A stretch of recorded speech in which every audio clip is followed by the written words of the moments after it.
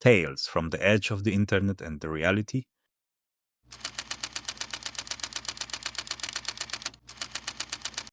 My name is Astro, and for 40 years I have worked inside a program the conspiracy field calls the Big Black Triangles.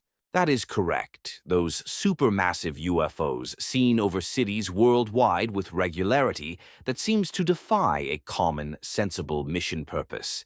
Today I write one last time and in one place what is happening and why. The unit is now called Romeo Kilo, which is shorthand for relearnt knowledge. Our officers call themselves RKs, one unit, under a unified direction. So where did it all start? It started with a find in a remote, mineral-rich area of the globe when an artifact from antiquity was dug from its resting place deep underground. Smooth as glass, resisted all efforts to image with X-rays, damage with hammers and tools, explore further than just laying a hand on the surface. Not knowing what it was, who crafted it, it was taken to a storage area and placed under a heavy wrap. It wasn't a secret as such, just an inconvenience to historians, such was its amazing surface. A large black triangular stone. World War II and our first steps. The UK and USA worked together on the Manhattan Project. This needs no introduction. They also worked together on radar. One without the other would have been no use, but together at the same period of history. Unique signatures of mankind's material and scientific development. 1947 was an explosive year, literally. Why is this important? Because of what came next. During the active detonation testing phases of nuclear weapons, it was rationalized that this explosive force would make an ideal propulsion if it could be focused, directed, if you will, to a beneficial use. The theory and practical side of graphite ablation under the stress of a nuclear detonation was covered, fully understood, and deemed highly effective. A lid was put on it tight, so the team approached those in power. We cannot be seen to be utilizing a nuclear-powered spacecraft inside of the Earth's atmosphere.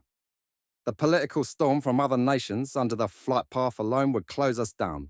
The massed rioting and permanent presence at any test and evaluation center of Soviet-led agitators would preclude any and all further flights. You want this hidden?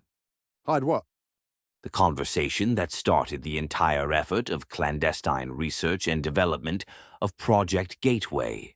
Project Gateway was the effort to develop and build a station outside of Earth's atmosphere. In the beginning, we utilized high-altitude balloons, which carried aloft rockets to take a team and payload to orbit. It was our rationalization that a constant flow of smaller launches high over the oceans would draw little or no attention to the project. We were correct. Space Habitat, EDEN, was completed. Orion. We started small. A 3-man crew, 600 feet long, ablative disk and magnetic delivery system made up there. What we couldn't produce ourselves, we had delivered. A proof-of-concept vehicle. It was decided that we would take Orion to the dark side of the moon and detonate our first pulse in its shadow. Safety and secrecy dictated the need. The prototype worked so well in testing that Orion Sprint was green-lit for us.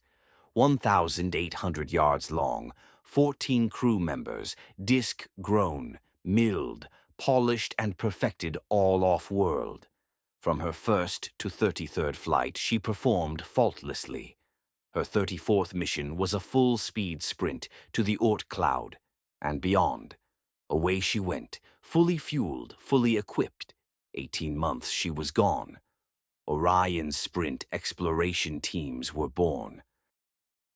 On terra firma then, a project to create super-heavy lift vehicles was frantically underway. So was disinformation and other projects to muddy the waters. Well, not so much muddy, but turn jet black with a hint of midnight at the edges.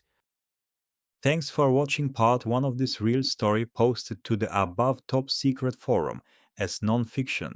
Don't forget to like and subscribe to be alerted when the next part of the story drops, and comment below. What do you think? How close to the edge of reality is this story?